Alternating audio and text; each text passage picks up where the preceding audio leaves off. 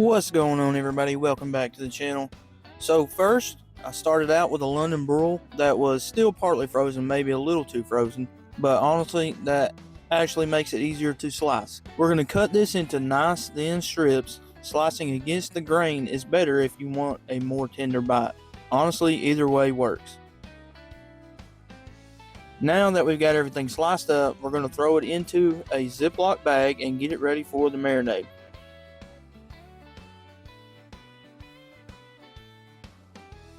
You know, this is one good thing that I like about my setup out here on my back porch with these two tables, especially this new fish gutting table, fish cleaning table that I got.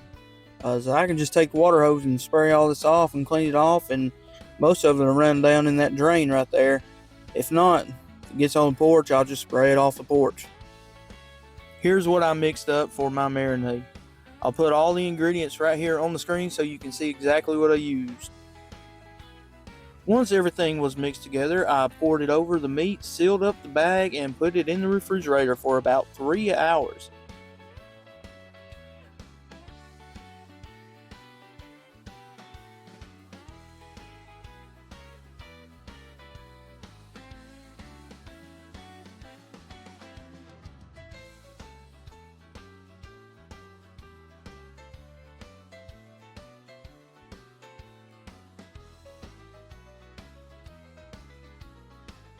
Once that 3 hours was up, I laid all the strips out on these jerky racks and drying rack.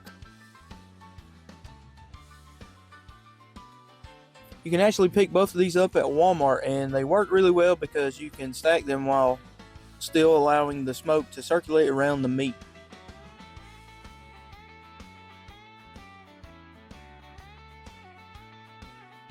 Make sure you leave enough space between the pieces so that smoke can get all the way around them. You could definitely let this marinate longer, but I thought 3 hours was plenty.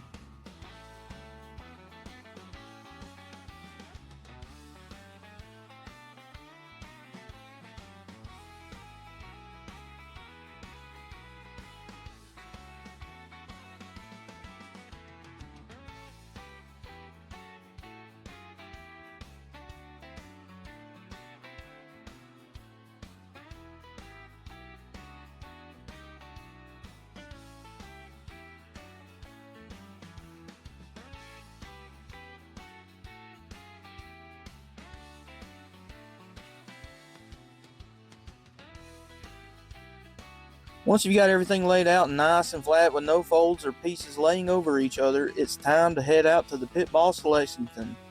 I set it on the smoke setting, which runs about 180 degrees. Set my timer for an hour and a half. And yep, that's it, just an hour and a half. And I just let it ride.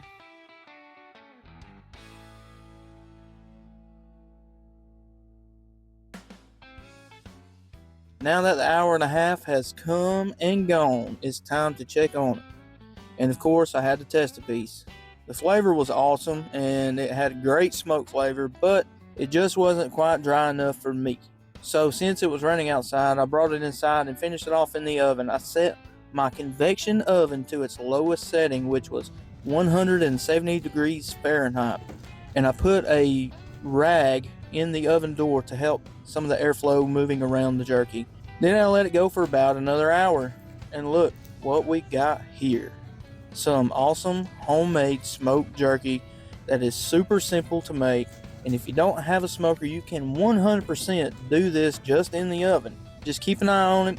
Just keep an eye on it around that hour and a half mark. Check it, flip it if you need to, and let the other side dry out. And there you have it, some delicious homemade jerky with a great smoky flavor. If you like this video, make sure you hit that like button, subscribe, and remember, the smoke don't lie, baby.